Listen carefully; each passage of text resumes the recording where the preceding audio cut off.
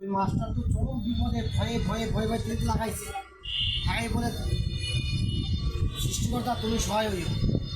এমন সকল কৌশলগুলো করতে করতে করতে করতে একদিন এক মুহূর্তে বলে যে আমি সাকসেস হওয়ার জন্য আর কোনো উপায় নাই, তখন ওদের মতামত নিতেছে। ভাই তাহলে তোমরা শুনো, আমি তো যথেষ্ট চেষ্টা করছি, যথেষ্ট কষ্ট করছি, তাহলে তোমরা খুশি হবা কি করলে? ভাই আমরা তো খুশি, দেখেন না যত বিয়াদবি আছে করতে পারলেই আমরা খুশি, ভাই তাতেও আমি রাজি।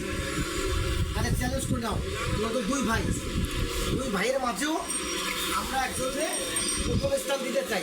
মানে আজ থেকে পাল্লা রইল ঠিক মতো বিয়াদবি করতে পারো, হ্যাঁ স্যার আমরা রাজি, সালাই দাও বিয়াদবি, কিন্তু হিসাব রাখতে হবে।